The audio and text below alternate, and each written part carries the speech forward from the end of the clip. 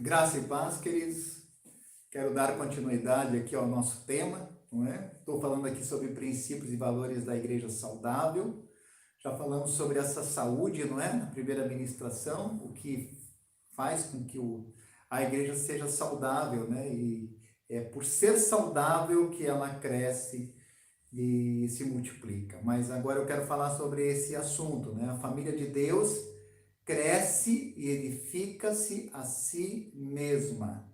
Ou seja, ela não depende de nenhum outro fator. Ela por si mesma, se é a família de Deus, se é corpo de Cristo, ela cresce e multiplica-se. Está escrito aqui, né? Ela edifica-se, né? O corpo todo edifica-se a si mesmo. Então veja, o apóstolo Paulo, na sua primeira carta aos Coríntios, dá instruções à igreja, não é? E instrui, né, para que as pessoas tirem as expectativas, para que os membros tirem a expectativa deles dos líderes e foquem somente em Jesus. Paulo deixa isso muito claro. Os primeiros capítulos de 1 Coríntios, principalmente, fala sobre a confusão que estava acontecendo, sobre os problemas que estavam acontecendo na igreja, porque as pessoas estavam com o seu foco nos homens, nas pessoas, nos líderes. E olha só o que Paulo diz no capítulo 3, versículos 4 a 5. Pois quando alguém diz, eu sou de Pedro, e outro, eu sou de Apolo, não estão sendo mundanos? Guarda essa palavra. Afinal de contas, quem é Apolo? Quem é Paulo? A resposta dele, apenas servos, por meio dos quais vocês vieram a crer, conforme o ministério que o Senhor atribuiu a cada um. Olha que palavra tremenda. Agora, por que ele fala, olha, vocês estão, se você diz assim, eu sou do fulano, eu do cicrano, o que ele está dizendo? Vocês estão sendo mundanos. Por que mundanos? Quando a gente fala a palavra mundano, logo que vem à nossa mente, né? O cara é mundano. Mundano é o cara que está lá no pecado sexual, na impureza, né? Está mentindo, está enganando, está roubando, tá... Não era isso que Paulo estava falando aqui. Ele estava dizendo, olha, se vocês estão com essa perspectiva, se vocês estão aqui na expectativa de que os homens venham suprir as expectativas de vocês estão sendo mundanos. E vamos ver por que ele fala isso. Jesus já havia explicado isso. Olha o que Jesus falou em Mateus 20, 25, 26. Vocês sabem que os governantes das nações as dominam e as pessoas importantes exercem poder sobre elas. Não será assim entre vocês. Ao contrário, quem quiser tornar-se importante entre vocês deverá ser servo. E quem quiser ser o primeiro deverá ser escravo. Qual é o modelo mundano? O modelo mundano é esse que Jesus estava falando aqui. Os governantes dominam. Os governantes das nações dominam. As pessoas importantes exercem poder sobre as outras. Esse é o modelo mundano. Então Jesus estava falando isso. Vocês acham que a igreja é assim? Se vocês se entenderem que a igreja é uma empresa, se vocês agirem como se a igreja fosse uma empresa, vocês estão sendo mundanos. Essa não é a minha proposta. Jesus falou assim, entre vocês não vai ser desse jeito. O mais importante, não é? É aquele que vai ser o servo, aquele que o primeiro vai ser aquele que vai ser escravo. Então Jesus estava falando da diferença entre o modelo mundano e o modelo da igreja, entre vocês. A comunidade básica. Ele começou isso com os 12 discípulos, falando entre vocês. Os 12 se tornaram o embrião desse corpo, que é a igreja. Foi a primeira igreja. A família espiritual. A comunidade dos santos. Então, o modelo mundano é o modelo da hierarquia. É o modelo da imposição, é o modelo do autoritarismo, sabe? E o modelo do reino é o modelo do serviço, da submissão mútua. Então, a igreja não é uma empresa que tem uma liderança hierárquica.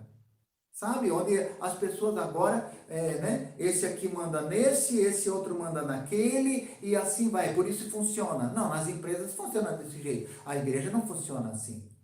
Porque se for assim, não é igreja. A igreja funciona no poder do Espírito Santo. A igreja é formada por pessoas cheias do Espírito Santo. E pessoas cheias do Espírito Santo não precisam de hierarquia. Não precisam de alguém mandando nelas. Elas seguem o pastor voluntariamente. O pastor vai à frente, a ovelha segue o seu pastor. O pastor não empurra a ovelha. Assim é o modelo da igreja. Na igreja não precisa ninguém estar forçando, ninguém fazer nada. Olha o que diz Efésios 5:21. Submissão mútua. Sujeitem-se uns aos outros por temor a Cristo. A igreja não precisa de hierarquia porque ela tem o Espírito Santo. É exatamente por isso. Porque se for para organizar a igreja como se fosse uma empresa, não precisa do Espírito Santo. É pelo Espírito que nós nos tornamos humildes e nos sujeitamos uns aos outros. Por isso todos os membros servem. Todos os membros servem. E os líderes não passam de servos. Foi o que Paulo falou. Quem é Paulo? Quem é Paulo? Senão servos, por meio dos quais vocês vieram a crer. Servos fazem o quê? Eles lavam os pés. Como é que é a postura de lavar o pé? Ninguém consegue lavar o pé de cima para baixo de alguém. Para lavar o pé de alguém, a gente precisa se inclinar, a gente precisa se abaixar, precisa chegar lá no pé. Essa é a postura despojada, a postura de humildade, sabe? Então, jamais alguém vai lavar o pé de cima para baixo. Não. Eu vou me inclinar, eu vou mostrar que eu estou disposto aqui a me despojar de mim. Então não tem honra própria, não tem vanglória, nada para mim. Né? E a semelhança do Mestre Jesus, né? Os líderes lavam os pés de todos e ensinam que todos devem lavar os pés uns dos outros. Olha o que Jesus falou aqui, é o texto aqui, quando Jesus estava com os seus discípulos na última ceia, né? Quando terminou de lavar-lhes os pés, Jesus lavou os pés de todos os discípulos, né? Jesus tornou a vestir a sua capa e voltou ao seu lugar. Então lhes perguntou: vocês entendem o que eu fiz? O que eu lhes fiz? Vocês me chamam mestre e senhor, e com razão, pois eu sou. Pois bem, se eu, sendo senhor e mestre de vocês, lavei-lhes os pés, vocês também devem lavar os pés uns dos outros. Eu lhes dei o exemplo para que vocês façam como lhes fiz. Digo-lhes verdadeiramente que nenhum escravo é maior do que o seu senhor, como também nenhum mensageiro é maior do que aquele que o enviou. Agora que vocês sabem essas coisas, felizes serão se as praticarem. O que Jesus fez quando ele terminou de lavar os pés dos discípulos? Ele falou assim: pronto, agora eu lavei os pés de vocês, agora vocês lavam os meus. Não, ele falou: não, agora vocês vão lavar os pés uns dos outros, porque lavar o pé do líder é fácil. Lavar o pé de Jesus é fácil. A questão é lavar os pés uns dos outros, que Jesus fez. Agora vocês vão seguir meu exemplo, vão lavar os pés uns dos outros. Olha, veja bem, estamos falando aqui sobre princípios da igreja saudável. Estamos falando aqui sobre esse corpo, como é que ele funciona, como é que ele edifica-se uns aos outros. Quando todos são servos. Quando não tem hierarquia, não precisa de hierarquia, porque todos se fazem menores uns aos outros. Eu me faço menor, eu sei que eu não sou menor do que o meu irmão, mas eu voluntariamente, decididamente, intencionalmente me faço menor. Sirvo o meu irmão. Então veja, onde é que fica a autoridade nisso? Escute, a autoridade é um princípio, não é uma posição humana. Não é uma posição. Porque toda a autoridade foi dada a Jesus. Então, quando alguém está numa posição de liderança, ele está exercendo uma autoridade que não é dele. Porque se eu morri em Cristo, eu estou morto. Então, é Cristo que habita em mim. Então, é a autoridade de Cristo, ele tem autoridade, não eu, sobre as pessoas. Por isso, quando alguém, por exemplo, se rebela, não é contra a pessoa do líder que ela está se rebelando, não é contra o princípio. Eu, graças a Deus, com muito custo, acabei aprendendo isso. Eu não levo para o lado pessoal. Se alguém se rebela, não é contra mim, não. Ela está quebrando um princípio. Vai ser um problema que ela vai resolver com Jesus, não é comigo. Eu não tenho autoridade nenhuma sobre ninguém. Eu sou servo das pessoas. É Jesus que tem autoridade. Jesus é a única cabeça desse corpo. Então, quem se humilha e lidera como servo tem em si essa autoridade, pois Cristo é que habita nele. Então, veja, quando a gente entende isso, sabe, a gente não fica mais magoado, né? Quando a gente é afrontado, como se estivesse sendo vítima, se sentir diminuído, não é? Como se tivesse perdido alguma autoridade. Não. Claro, o líder vai se sentir triste, né? Mas não porque ele foi ofendido, porque alguém agora se rebelou. Não, triste porque agora aquele irmão que quebrou o princípio vai sofrer as consequências, vai colher aquele fruto. Então essa é a tristeza da gente, mas não porque alguém, não porque a autoridade não é minha, a autoridade é de Jesus. Então veja, o que a palavra de Deus nos ensina? Independência, não. Autonomia, sim. A Bíblia fala sobre a importância de sermos autônomos, que é andar com as próprias pernas, mas ao mesmo tempo eu não sou independente. Então, os líderes, por exemplo, vão à frente e dão a direção para a igreja, para as pessoas, né? E por serem maduros, é lógico, né? Que eles vão se tornar referência para os mais novos. Mas eles não estão acima. Eles estão à frente. Eles dão o ritmo da marcha, eles puxam a fila. Os líderes, portanto, apenas servem. E servem com um propósito, mas eles não criam pessoas dependentes deles, sabe? Parasitas. Mas eles formam discípulos autônomos. O que os líderes fazem? Ensinam as pessoas a se relacionarem com Deus. Assim como um pai, por exemplo, ele prepara o seu filho para deixar a casa, ele vai se unir à sua mulher, ele vai gerar filhos, né? E vai ter a sua vida, vai ser autônomo, vai estabelecer descendência. Assim também um líder prepara o seu discípulo nessa perspectiva. Então, não para que ele seja independente, mas para que ele seja autônomo. Ele vai depender de Deus e essa dependência de Deus é que vai torná-lo maduro e vai levá-lo a viver a interdependência com os seus irmãos. Então, como é importante a gente entender isso, né? Um líder orienta, mobiliza o discípulo a buscar, a nutrir relacionamento com Deus, para viver a autonomia. Então, na sequência, essa correta perspectiva em relação a Cristo, que é o cabeça, é que determina o êxito do corpo. Olha como isso aqui é importante. Veja, a Bíblia diz que Cristo é a única cabeça do corpo. Portanto, quando líderes querem liderar com autoritarismo, sabe, com domínio, sabe, o que acontece? Estão tomando o lugar da cabeça. Estão roubando o lugar de Cristo. E aí, quando existem várias cabeças, né, quando não é mais Cristo, então também não é mais corpo. Esse corpo é, na verdade, um monstro de várias cabeças. Não, mas só tem uma cabeça, Cristo. Abaixo da cabeça, todo mundo é corpo. Então, ninguém tem autoridade, ninguém está acima de ninguém. Veja, uma igreja que não tem visão de corpo não avança. Olha o que Jesus falou, né?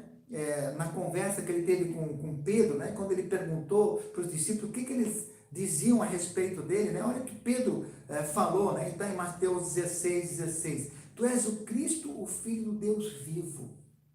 Quem vocês dizem que eu sou? Pedro disse, tu és o Cristo, Filho do Deus vivo.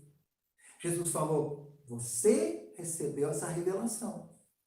O foco de Jesus estava na revelação que Pedro recebeu. Por isso ele falou assim, ó, sobre essa pedra edificarei a minha igreja e as portas do Hades ou do inferno não poderão vencê-la. O que Pedro estava dizendo? Jesus, tu és o cabeça. Tu és o Cristo, tu és o ungido, né? O Filho do Deus vivo. Sabe, quando essa revelação cai, né? Cristo é o cabeça. Cristo é o Senhor da igreja. Ele é aquele que fundamentou a igreja, ele é a pedra principal. Sabe, quando há essa revelação, esse entendimento de Cristo, cabeça, nós vamos viver de fato como corpo. E nós seremos de fato um corpo, e aí as portas do inferno não vão prevalecer. Então o que acontece? Veja, a igreja de Cristo é essa que vai vencer o inferno.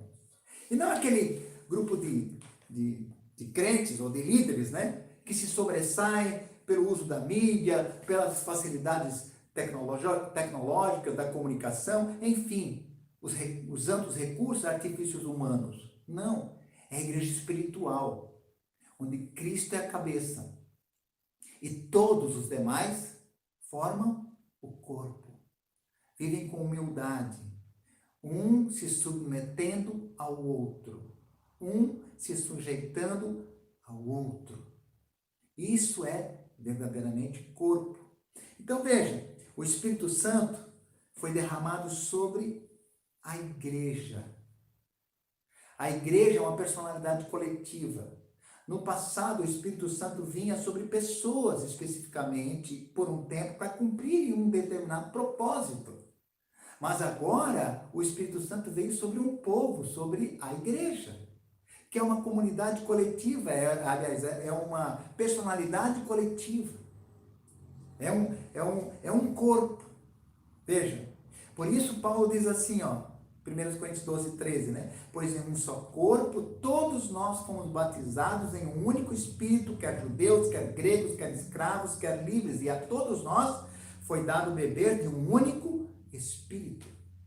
Como eu falei já anteriormente, não é uma experiência individual, o batismo com o Espírito Santo é uma experiência coletiva. O Espírito Santo habita nos santos. Então, quando nós entendemos, veja, que todos nós temos o mesmo Espírito, formamos um corpo, todos nós servimos, um se sujeita ao outro, e só quem manda é Cristo. Ele é o Senhor único da igreja. Essa igreja é a igreja que vai vencer as portas do inferno. Essa igreja é poderosa. Essa igreja tem poder para enfrentar, para arrombar as portas do inferno. Essa igreja não é uma igreja reativa, é uma igreja ativa. Quando essa igreja entra em operação, é o inferno que reage, é Satanás que reage. Como Davi, né, que quando foi enfrentar Golias, não esperou Golias tomar a iniciativa, ele tomou a iniciativa, ele surpreendeu o gigante, ele correu em direção a Golias e o enfrentou. Assim é a igreja de Jesus, quando Cristo é a cabeça. Então, o que fazem os líderes? O papel único dos líderes, escute bem, para que esse corpo edifique-se a si mesmo, o papel dos líderes é tão somente mobilizar o corpo, estimular o corpo a funcionar. Então, líderes apenas direcionam o corpo a ter o foco no cabeça, que é Cristo. Estimulam, mobilizam, ensinam para que todos os membros funcionem. Todos devem funcionar. O membro que não funciona vai ficar atrofiado e vai trazer prejuízo para o corpo, vai trazer doença, como eu já falei antes, né? Vai ficar fraco, doente ou vai morrer. Olha o que diz Efésios 4, 11 a 12. Ele designou alguns para apóstolos, outros para profetas, outros para evangelistas e outros para pastores e mestres, com o fim de preparar os santos para a obra do ministério, para que o corpo de Cristo seja edificado. Olha o que fazem os apóstolos, os profetas, quer dizer, os líderes da igreja, eles preparam os santos. Quem são os santos? Todos os que fazem parte da igreja. Todos. A obra é de quem? Dos santos.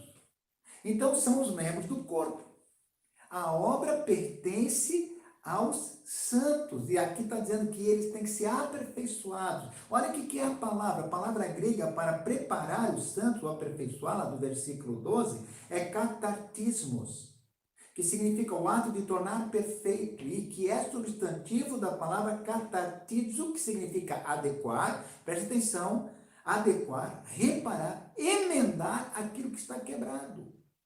Olha que coisa interessante, Mateus 4, 21 usa a mesma palavra, quando Jesus foi chamar os discípulos, quando eles estavam lá na praia, lá, preparando as redes, diz assim, ó, indo adiante viu outros dois irmãos, Jesus, né? Tiago, filho de Zebedeu, e João, seu irmão. Eles estavam num barco com seu pai Zebedeu, preparando as suas redes. Jesus os chamou.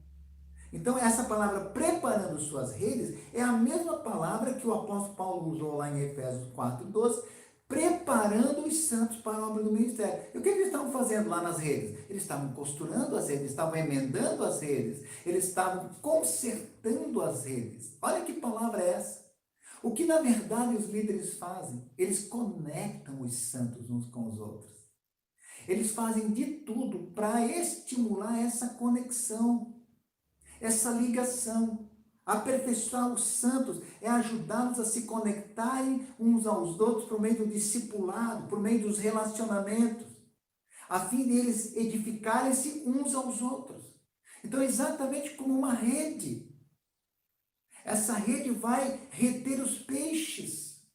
Quando a igreja está bem conectada, veja, quando os líderes fazem o seu papel de conectar, de estimular cada pessoa a se conectar com Deus e se conectar com os irmãos, uns com os outros, olha, comunhão, relacionamento, conexão, discipulado, um cuidando do outro, um servindo ao outro, um se preocupando com o outro, olha o que vai acontecer, essa rede vai ficar bem costurada, bem fechada. E sabe o que vai acontecer? Os peixes não vão se perder. Muitos peixes se perdem, sabe por quê? Porque essa rede de relacionamento está cheia de rombo. Ela está arrebentada. Não existe conexão entre os santos. Então elas estão defeituosas. Por isso muitas pessoas se afastam. Porque muitos crentes estão vivendo sua vida isolada, compartimentada, vivendo para si mesmo. Ainda é muito grande o número de crentes que acham que o negócio delas é tão somente ir lá no culto, sentar e ficar olhando para a nuca do outro, ouvir uma palavra, depois vai para casa e continua vivendo sua vidinha egoísta, compartimentada, autocentrada. Isso não é vida de corpo. Então, quando nós nos conectamos uns aos outros, sabe, as pessoas são verdadeiramente edificadas, elas são conectadas, elas se firmam na fé. Então, na sequência, o que acontece? Os discípulos cuidam uns dos outros. Olha o que diz o texto de 1 Coríntios 12, 25, a fim de que não haja divisão no corpo, mas sim que todos os membros tenham igual cuidado uns aos outros. Você percebeu essa palavra, igual cuidado? O cuidado que um membro deve ter pelo outro não pode ser menor do que o cuidado que o líder tem por cada membro do corpo ou da célula. Está escrito igual cuidado. Mas sabe o que a gente pensa? Ah, não, quem tem cuidado das pessoas é o fulano, é o pastor, é o líder. Eu não, eu sou um espectador. Errado, isso não é vida de corpo. Perspectiva de corpo é eu tenho a mesma preocupação, eu tenho a mesma intenção de cuidar. Eu vou orar por essa pessoa, eu vou me dispor a ela, eu vou me doar por ela. Então veja, né?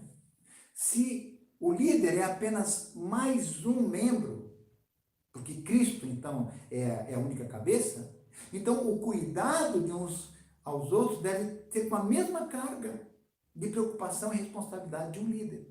Porque o líder é igual a qualquer outro membro do corpo. Ele é apenas um mobilizador. Então, esse conceito de cuidado mútuo fica profundamente prejudicado ao colocarmos os líderes num patamar superior. Agora, quando o líder sai de evidência, aí um cuida do outro. E o corpo coloca a expectativa tão somente na cabeça, que é Cristo. Como a sua célula fica quando você sai, quando você viaja, quando você não pode estar presente? Ela funciona do mesmo jeito. Estou falando só da reunião, mas a célula não é só uma reunião. Depois nós vamos ver mais um pouco sobre isso. Mas como ela continua sendo família, ela fica na dependência, na sua dependência. Se for assim, você está falhando na sua liderança. Porque, na verdade, o papel de um líder é mobilizar essa mutualidade. Então, é claro que os líderes crescem primeiro, porque eles dão um tom, né? Os líderes crescem, por isso eles estimulam o corpo a crescer. Olha o que Paulo diz para Timóteo. Seja diligente nessas coisas. Dedique-se inteiramente a elas para que todos vejam o seu progresso. O progresso de um líder tem que ser visível. Por quê? Porque ele é modelo, ele é exemplo. Um líder que não cresce não vai ver os seus discípulos crescerem. Não vai ver. Não há maior estímulo para um grupo do que ver que a palavra de Deus funciona na vida do seu líder. Sabe qual é a maior, maior estímulo para alguém querer se tornar um líder? É quando ele vê o seu líder vibrando com o que ele está fazendo. Agora, muitos líderes fazem as coisas de Deus com peso, sabe? Sem vontade nenhuma, então elas não inspiram. Então, a inspiração é o que mais atrai pessoas para se tornarem líderes.